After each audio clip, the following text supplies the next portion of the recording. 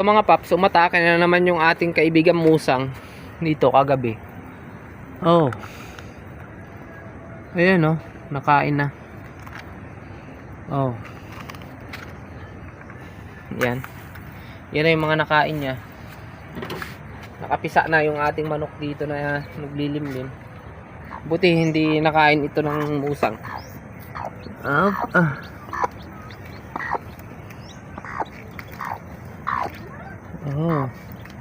Di pa napisa lahat mga paps.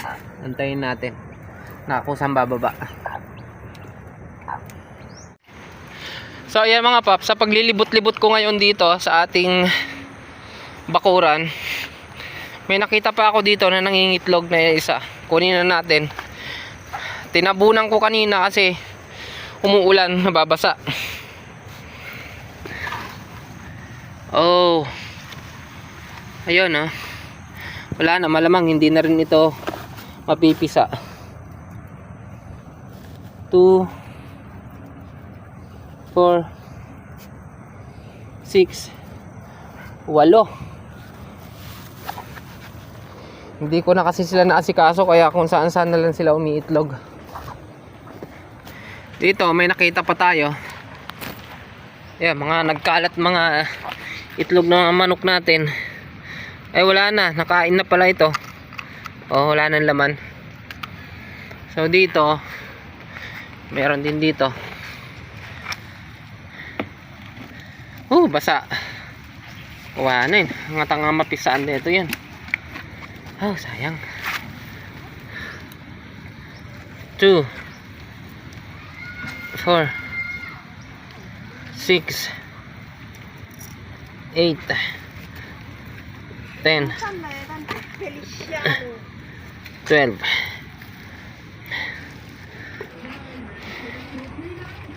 Dito sa gilid ng bahay may nangingitlog din dito, oh. Bisitahin ko. Wow.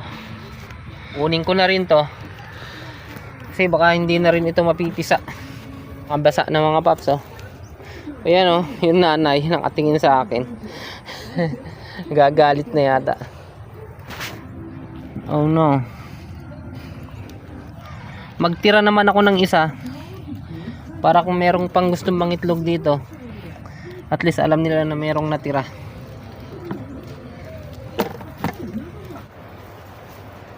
Ito paps, yung mga itlog na nakolekta natin na nagkalat. Ayan o, mga basa na. Kaya malamang hindi na ito mapipisa, sayang.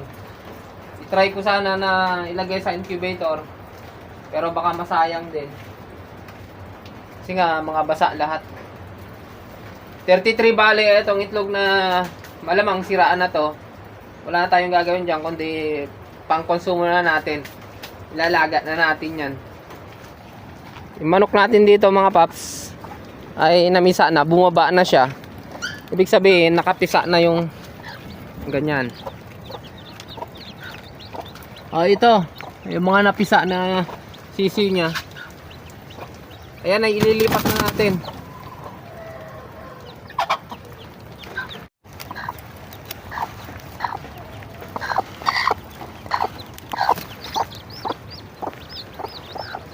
Yan mga paps, para ma-save natin yung ating mga sisiw tsaka yung nanay, lilipat natin sa mas safe na lugar kasi madami ritong kalaban.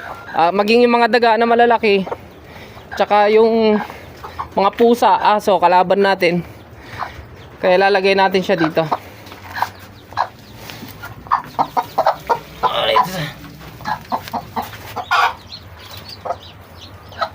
Yan mga paps, wala pa naman akong baboy na nakakulong dito, kaya yung namisa nating manok ay dito muna natin ilagay pansamantala hanggang sa pwede na silang alpasan dito sa labas.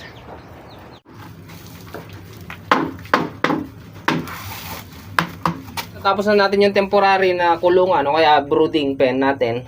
Bilangin natin kung ilan yung sisiw na na-provide ng manok natin na native.